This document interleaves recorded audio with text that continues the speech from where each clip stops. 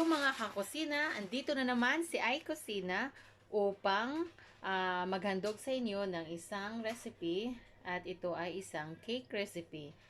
Ang tawag po nito ay born cheesecake. So ang gagawin ko po ay mag-ano muna po ako. Ito po ang gagawin ko. Una, i-ano ko muna yung ating lagyan ng ating cheesecake. Lalagyan ko po siya ng baking sheet. So, unahin natin, lagyan muna natin siya ng oil kasi wala pa akong pang spray, kaya pwede namang oil ang ilalagay. Pwede din lagyan natin ng butter, pero gusto ko yung oil. Yung oil, mas mataas yung fat niya kaysa butter. So, ganyan. Lagyan natin siya. Ganyan.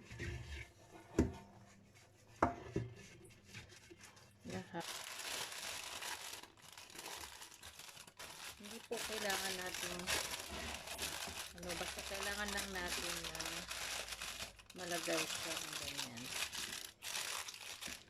At lang ito, pero lahat namang cake nyo mataas yung taba na ano.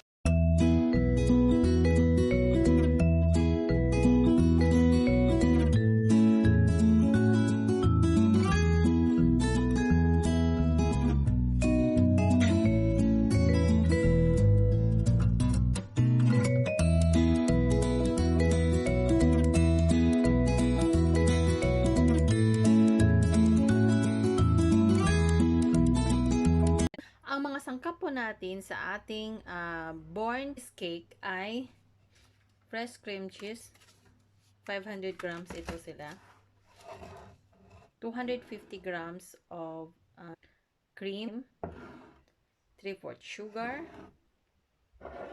2 tablespoon cornstarch, 3 eggs, liquid vanilla, and salt. So, natin ay lalagay natin yung ating cream cheese dito. Pwede lang po natin siyang haluin ng ating mga kamay. Hindi kailangan siya na i-mixer. Pwede din yun i-mixer, pero sa akin ito lang. So, ilagay ko dito yung cheese cream natin.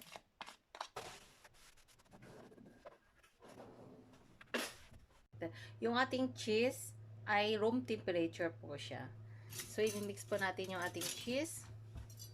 Hindi na kailangan natin gamitan pa ng electric machine. Pwede po natin itong kamayin lang. Yan. So, ilalagay po natin yung sugar.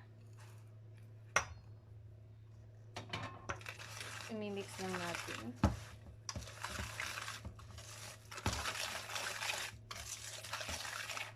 Before po natin ito, before I mix this cheesecake with sugar, I preheat the oven at 220 degrees Celsius. Kailangan natin siyang mainit na kailangan po natin mainit yung ating oven. Saka natin siya ilagay. Para hindi, so ilalagay po natin itong ating cornstarch. Tapos ilagay natin yung salt natin.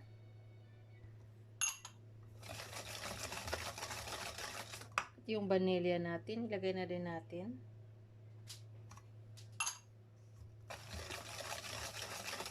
Tapos, ilalagay natin yung egg one at a time. Ito.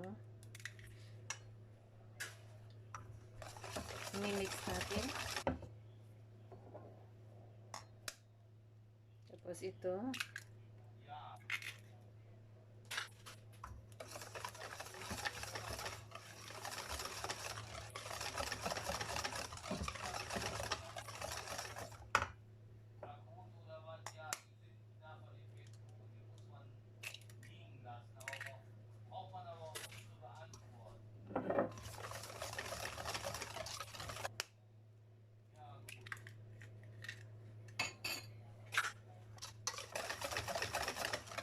Tapos, ilalagay na po natin yung ating cream. Half muna.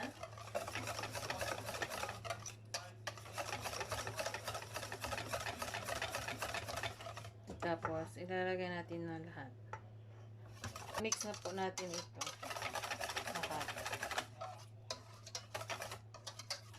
Yung mga sa gilid-gilid niya, makuha ko na.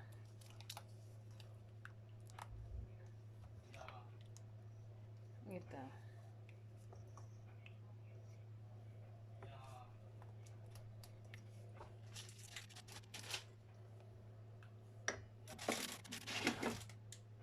So, ngayon, ilipat na natin ito sa ating lagayan.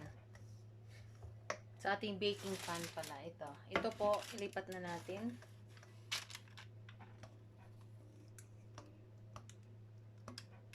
Bake na po natin ito sa 220 degrees Celsius for about 20 minutes. And after 20 minutes, ibababa po natin, after 20 minutes, ay bababa po natin ang temperatura to 200 degrees Celsius and we will bake again for 20 minutes. Pero, ibibake po natin siya. Dapat every 10 minutes, titingnan po natin yung hitsura niya kung okay na yung ano niya. Kasi, kailangan siya talagang na maging born yung ating cheesecake. So, ibibake na po natin ito. Ito na po yung ating cheesecake. Ito na po, luto na po siya. At saka, okay na po. Para sa akin, okay na po yung pagka-born niya. Okay na po siya. Tama na po siya. So, mamaya po palamig. Kaluluto lang po niya. Po ito, saka ko po yan mold. Kasi sobra po siyang lambot. So, yan mold na po natin yung ating cake.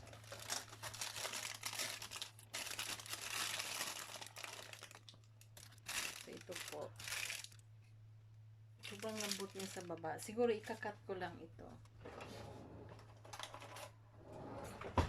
Nang ganito.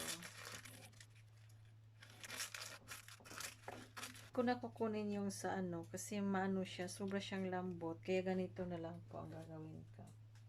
Tapos ilagay ko siya dito. Lalagyan ko po siya on the top ng powdered sugar. Lang po ang ginawa ko na ito. Kasi nilalagyan naman nila ng powdered sugar. Pero hindi marami, kunti lang.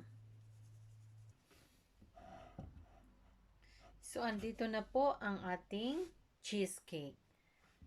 Tapos na po siya. Kung na siya na decoration ng powdered sugar. So, iba-ibang paraan lang. Maraming salamat po sa lagi pong nanonood sa akin. At laging nagko-comment sa akin. Maraming salamat dahil andyan kayo palagi sa akin. Maraming salamat sa inyo. Sana po manood po kayo sa susunod ulit ng aking video. At please don't forget to like, share, comment, and subscribe to my channel. Bye!